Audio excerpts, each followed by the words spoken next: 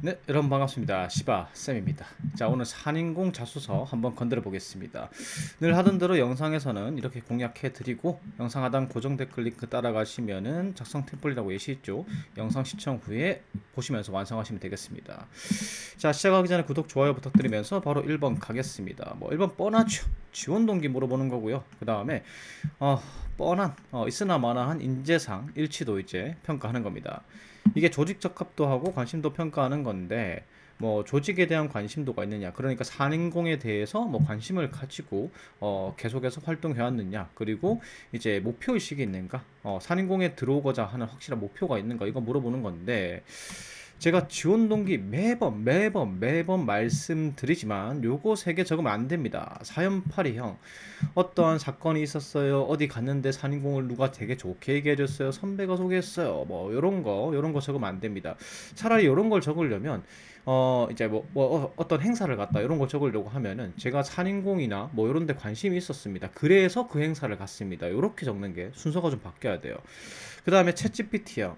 뭐이 기관은 뭘 전문하는 기관으로서, 뭐 세계 1위 기업으로서, 뭐 요런 거 적으시면 안 돼요. 챗GPT요. 그 다음에 저는 국가와 사회에 공헌하고자, 제발 이런 거 적지 마십시오. 여러분들이 원하는 직업은 정년도 보장되고 연봉도 어느 정도 보장하는 공기업에 지원을 하는 겁니다. 근데 국가와 사회를 위해서 지원했다, 이게 말이 안 되죠. 말이 안 돼요. 그래서 요 세 개는 절대 금지고요. 그럼 어떻게 적으면 되느냐? 적절한 지원 동기는 매번 말씀드리지만 지속적으로 내가 관심을 가지고 준비해 왔다, 그래서 근거가 확실한 분들이 있습니다. 예를 들어서 뭐 산인공은 이제 뭐 직업 교육이라든지 이제 자격 검정이라든지 뭐 이런 쪽이잖아요. 그래서 이런 쪽에 대해서 뭐 활동을 하셨거나 아니면 지속적으로 뭐 자격증을 따셨든 어떤 거 뭐 교육을 받으셨든 지속적으로 준비를 하신 분들이 계세요. 그러면 그분들은 저는 이쪽에 관심 있습니다, 그래서 이러이러한 활동들을 하고 자격증도 따고 이렇게 했으니까 제가 이 기업에 산인공에 지원하는 건 당연합니다 라는 맥락으로 지원 동기를 적으시는 게 가장 이상적이에요. 자, 근데 문제는 이거죠. 문제는 대부분의 사람들이, 지원자분들이 이런 케이스가 아니죠.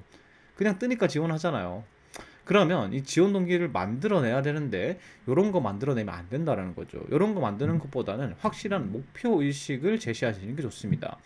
나의 커리어 목표가 있다. 산인공과 관련한, 내가 지원하는 직무와 관련한 커리어 목표가 있다. 근데 그 커리어 목표를 달성하기에 있어서 이 산인공이라는 기업이 가장 적절하다, 그래서 지원했다.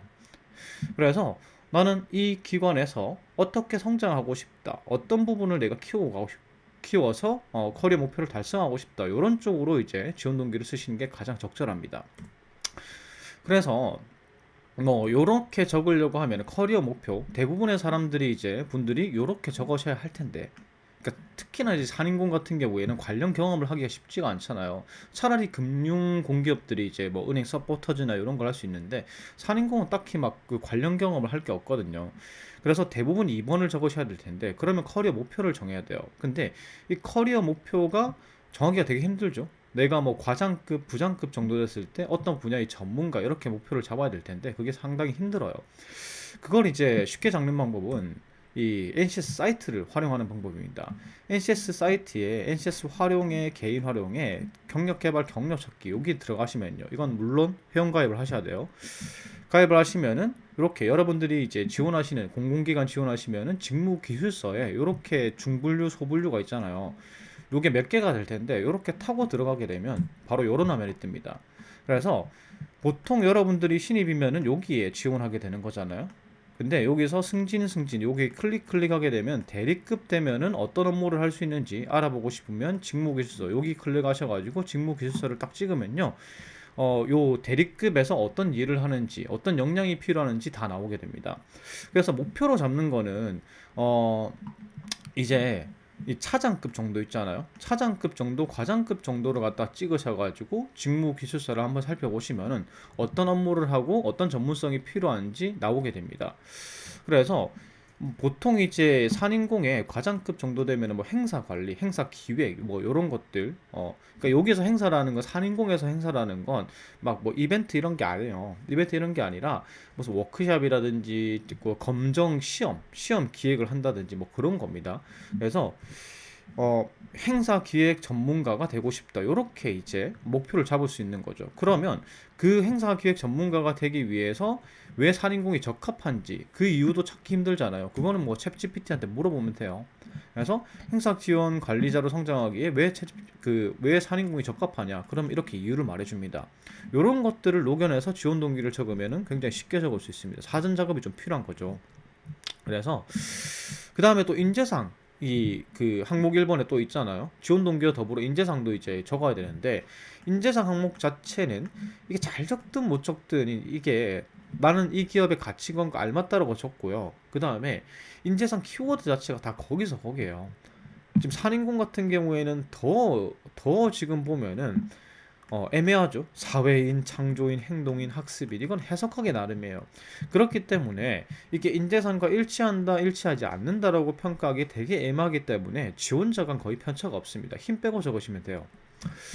그래서 제가 뭐 요거 키워드 각각 키워드에게 어떤 사례가 필요한지 다 이렇게 정리를 해놨습니다. 그래서 뭐 예를 들면은 이렇게 적는 거죠. 저는 사회인에 일치합니다. 제가 생각하는 사회인이라는 건 상호 존중의 태도가 굉장히 중요하다고 생각하고 그에 대한 사례가 있습니다. 그래서 저는 타인에 대한 존경과 존중의 태도로 임해서 어떤 신뢰를 얻은 경험이 있습니다. 그런 경험을 쭉 적고 근거 사례로 적는 거죠.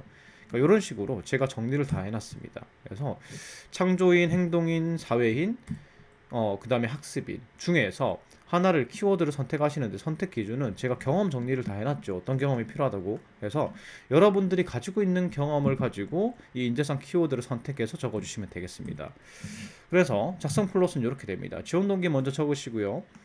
저는 어떤 목표, 만약에 그 산인공 관련해서 활동한 게 하나도 없다라고 하면은 어떤 커리어 목표 때문에 그 산인공이 적합하다고 생각해서 지원했습니다. 산인공이 적합한 이유는 무엇입니다. 그래서 저는 그러한 이유 때문에 산인공에 지원했고요. 제가 인재상 일치하는 산인공에서 일치하는 인재상은 무엇인데 제가 생각하는 인재상 키워드는 무엇이라고 생각합니다. 그래서 그에 대한 근거 사례가 있고요. 입사 후에 잘 하겠습니다. 이렇게 마무리하는 거죠. 바로 이렇게요. 제가 산인공에 지원하는 이유는 제 커리어 목표 때문입니다. 그래서 성장하고 싶기 때문에 지원했습니다. 왜 산인공이 적합하냐면요. 이러한 이유, 아까 챗GPT에서 조사한 거죠. 이러한 이유 때문에 산인공이 적합합니다. 그래서 지원했어요. 그래서 관련 경험이 있으면 이렇게 녹여낼 수도 있고요. 그 다음에 인재상 키워드 해야 되겠죠. 인재상 키워드는 어디에 해당하는데 제가 생각하기에 이 인재상 키워드의 해석은 이렇습니다. 그에 대한 근거 사례가 있고요. 그에 대한 근거 사례로 이렇게 이 키워드 경험에 일치한다는 걸 보여드렸으니까 입사 후에도 잘 하겠습니다. 이렇게 마무리를 하는 거죠. 쭉 한번 사례 읽어보시면 좋겠습니다. 고정 댓글 링크 따라가시면 블로그에 정리가 돼 있죠. 사례 읽어보면서 이 플롯을 보면서 여러분들의 경험 바탕으로 해서 적으시면 되겠습니다. 항목 2번 갑니다. 본인이 뛰어난 점과 여기서 뛰어난 점이라는 것은 직무 수행 능력을 말하는 거겠죠. 최근 3년간 사례를 바탕으로 말씀해 주십시오. 이렇게 돼 있어요. 이건 누가 봐도 직무 기술서 기반에서 이 직무 수행 능력, 그러니까 지식과 기술과 태도를 갖추고 있는지를 평가하는 거고, 단순히 어떤 능력이 뛰어납니다라고만 기재하는 게 아니라 어떤 업무를 갖다가 나는 잘할 수 있다까지 연결시켜서 적어주셔야 되고요. 그 다음에 이게 직무 능력이기 때문에 웬만하면은 이 개조식 기술, 그러니까 보고서 형태로 면접 때 이게 활용되려면은 가독성이 좋아야 되잖아요. 그래서 개조식 기술이 유리합니다. 그리고 경험을 적을 때는 경력이 있으시면 동종 경력이 있으시면 경력을 우선해서 적으셔야 되고, 그 다음에 유사 업무 비슷한 업무를 했거나 인턴한 게 있으면 인턴 적으시는 게 좋아요. 그 다음에 완전히 똑같은 업무의 인턴은 아니더라도 뭐 인턴 경험이 있거나 아니면 이제 뭐 아르바이트 같은 거 한 적이 있으면 그런 걸 적으시면 되고, 그 다음 그것도 없다 하면 어쩔 수 없이 교육받은 거나 자격증 딴 거나 아니면은 어떤 태도 중심의 경험을 적을 수밖에 없겠죠. 자, 이런 식으로 이제 등급이 나눠져 있으니까 높은 등급의 경험을 적으시면 되고요. 요런 거죠. 이 직무 수행 능력하고 요 지식이나 기술 요런 걸 보셔가지고 참고해서 적으셔야 됩니다. 그래서 직무 수행 내용에 이런 것도 있잖아요. 행사 지원이라 적혀 있죠. 그럼 내가 행사 어떤 걸 지원했던 경험, 여기서 뭐 회의 운영이 있으면 내가 인턴 때 회의 준비를 했던 경험, 이런 것들을 갖다 적으셔야 되는 겁니다. 그래서 두 가지식으로 제가 생각하기에 이제 개조식으로 보고서 형태로 적는다면 역량 키워드 한 두 개 정도가 가능합니다. 두 개 정도 적고요. 그 다음에 개조식으로 나열한 다음에 마지막으로 한 번 더 반복하는 그런 구조가 가장 적절합니다. 이런 식으로요. 제가 제 직무에서 성공적으로 성공할 수 있는 이유는 핵심 역량은 키워드가 두 가지입니다. 근데 그 키워드에 관련한 근거는 이렇습니다. 어떤 경험인데 기간이 있고요. 그때 역할은 어떻고 상세하게 어떤 업무를 했습니다. 어떤 내용의 경험을 했습니다. 그래서 뭐 이런 식으로 업무를 했으면 이런 거 있죠. 정량적인 성과 이런 것들을 갖다 기재해 주면 좋습니다. 그래서 이런 경험을 바탕으로 해서 이런 역량을 습득했고 이런 업무를 잘할 수 있습니다. 이렇게 연결시키는 거죠. 뭐 학교에서 경험을 적더라도 이렇게 적을 수가 있겠죠. 기간이고 직책이 있고 상세하게 어떤 활동을 했고 그걸 통해서 어떤 역량을 습득했고 그래서 이 업무 잘할 수 있다. 그래서 마지막으로 한 번 더 반복. 어떤 역량을 갖다가 향상시켰고 그래서 어떤 업무 잘할 수 있다. 이렇게 마무리 지으면 되겠죠. 이렇게 적는 이유는 간단해요. 이 면접은 역량이 뛰어난 사람을 뽑는 것도 맞는데 더 이제 그 이 면접의 최종 목적, 요게 면접 때 활용될 거잖아요. 면접의 최종 목표는 일을 잘할 사람을 뽑는 거예요. 역량을 뛰어난 사람을 뽑는 게 아니라 뭐 같은 말이긴 한데 그래서 머릿속에 면접관의 머릿속에 이 사람은 이런 일을 잘 하겠구나라는 생각이 들어야 합격을 하는 거거든요. 역량이 뛰어나구나 이게 아니라 그래서 이런 식으로 업무까지 연결을 시켜주는 겁니다. 자, 그럼 항목 3번입니다. 협업이에요, 협업. 그래서 여기에서 사실 협업이라는 게 되게 어떤 부분을 평가하는 건지 애매한데 여기 힌트가 있습니다. 추가로 드린 노력의 수준입니다. 자, 여기 대인관계 능력을 평가하는 건데 대인관계 능력에서 여기서 평가하고자 하는 거는 주요 평가는 팀워크입니다. 팀워크의 정의가 이렇거든요. 팀의 목표 달성에 부족한 부분에 대해서 스스로 역할 인식. 그러니까 굳이 내 역할은 아니었지만 내가 할 일은 아니었지만 내 팀을 위해서 조금 더 노력한 사례 요걸 갖다가 요거를 하는 거죠. 혹은 리더십, 여러분들이 생각하는 리더십을 이끄는 거잖아요. 근데 리더십이라는 거 이끄는 게 아니라 내가 어떤 말과 행동을 해서 우리 팀원에게 긍정적인 영향 혹은 행동 변화를 그 팀의 유리한 쪽으로 일으키는 걸 리더십이라 그럽니다. 그러니까 팀워크이든 리더십이든 내가 스스로 적극적인 이제 태도로 팀에 좋은 영향을 준 사례, 요게 이제 필요로 하는 거죠. 요 잘못 적으시면 안 돼요. 내가 적극적 소통, 적극적 협업과 적극적 소통은 다른 말입니다. 그래서 적극적 협업을 했다는 건 팀에 기여하기 위해서 팀의 성과 창출을 위해서 능동적으로 활동을 했다는 거지 막 소통을 시도했다 이런 게 아니에요. 그래서 3번에 소통 시도했다 이런 사례를 적으면 안 됩니다. 헌신이 필요한 거죠. 헌신이. 그래서 플러스는 이렇게 됩니다. 적극적인 태도로 내가 스스로 역할 인식을 해서 팀의 목표의 달성에 내가 할 일을 찾아서 기여했다. 그래서 그때 상황이 이렇고 팀 구성이 이랬고 내 역할은 이랬는데 내 역할 외에 어떤 역할을 인식해서 노력했고요. 그래서 팀의 목표의 달성에 기여했다. 이런 사례가 있어야 되는 거예요. 그래서 이런 사례가 되는 거죠. 처음부터 어떤 활동을 했는데 적극적인 태도로 목표 달성에 기여했다. 이런 걸 갖다가 나는 너희의 평가 기준을 알고 있어. 이렇게 때려박는 거죠. 그 다음에 내 상황과 내 역할. 그러니까 내 역할은 여기까지였다 보여주는 거고 그 다음에 팀의 목표는 어떤 거였다. 근데 팀의 목표를 달성하기에 내가 적극적으로 역할 인식을 했다. 나는 그냥 청소 역할이었는데, 청소 역할뿐만 아니라 이 만족도라는 이 행사의 목표가 만족도하고 이 관람객 수 달성인데 이 만족도를 달성을 하려고 하면은 보니까 행사장 바닥에 막 이 턱이 높더라. 근데 장애인분들도 참여하고 노인분들도 참여하는데 저게 만족도를 낮출 것 같았다. 근데 그게 내 역할은 아니었지만 저걸 내가 해결해야 되겠다고 생각했다. 이게 능동적인 역할 인식이죠. 요런 게 이제 사례가 필요한 겁니다. 그래서 이제 그거를 갖다가 해결하기 위해서 능동적으로 행동해서 헌신했다. 그 결과 팀의 결과가 좋았다. 내가 팀의 성과에 기여했다. 그리고 입사 후에도 그렇게 행동하겠다. 요런 이제 사례가 필요한 겁니다. 자, 항목 4번입니다. 이게 진짜 애매하죠. 지역 사회를 위해서 뭐 이런 거 잘 없잖아요. 이게 직업윤리의 봉사 정신을 이제 평가를 하는 건데 봉사정신이라는 거는 봉사활동한 게 아니에요. 봉사활동한 게 아니라 내가 이익이 없어요. 나는 이익이 없는데 내가 어떤 행동, 내 노력, 시간을 들여서 국가, 사회 또는 내가 아닌 타인을 위해서 헌신하거나 노력한 경험을 얘기를 하는 겁니다. 뭐 지원자 간 편차 거의 없어요. 다들 봉사정신이 있다고 할 거고 남들을 위해서 헌신하고 노력한 사례를 적을 거니까요. 이제 뭐 분석을 하고 보니까 산인공 이제 자기소개서 항목 자체가 편차가 별로 없네요. 이게 음. 산인공이 NCS 주관인데 주관 기관인데 이렇게 편차가 없이 음. 봉사활동이 아니라 상관없어요. 다시 한 번 더 말씀드리지만 본인의 이익이 없는 상황인데요. 본인이 이익이 없는데 내가 시간과 노력을 들여서 뭔가 사회를 좀 더 좋게 만들고 이런 것들이 중요합니다. 그래서 계기가 중요해요. 요거는 내가 봉사활동 사례를 적더라도 이런 거 있잖아요. 뭐 봉사활동 시간을 채우기 위해서 이런 거는 내가 이득이 있는 거잖아요. 그런 걸 적으면 안 되는 겁니다.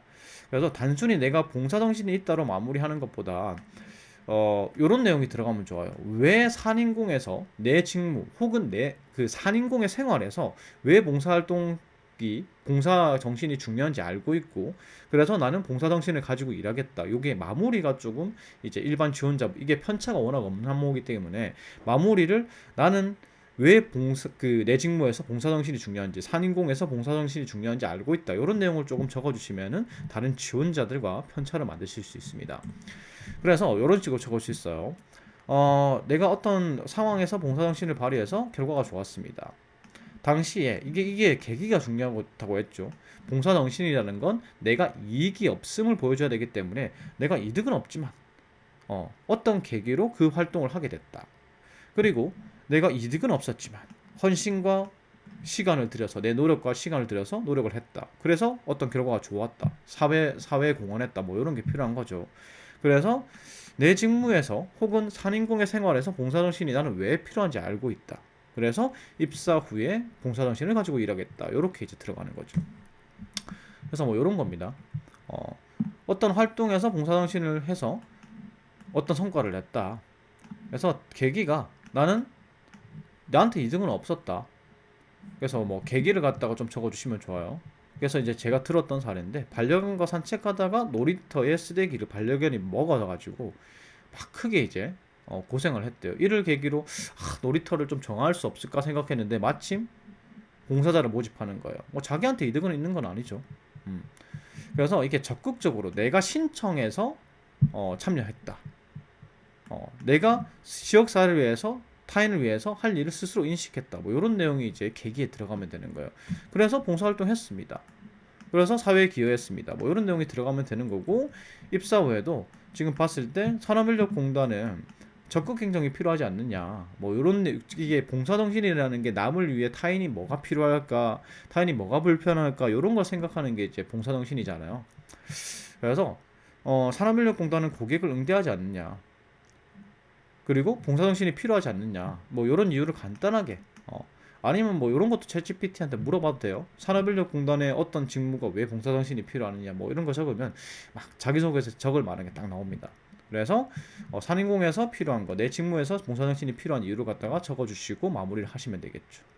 자 이렇게 항목 4번까지 다 해봤고요. 제 영상이 도움이 됐다면 구독과 좋아요 부탁드리겠습니다. 감사합니다.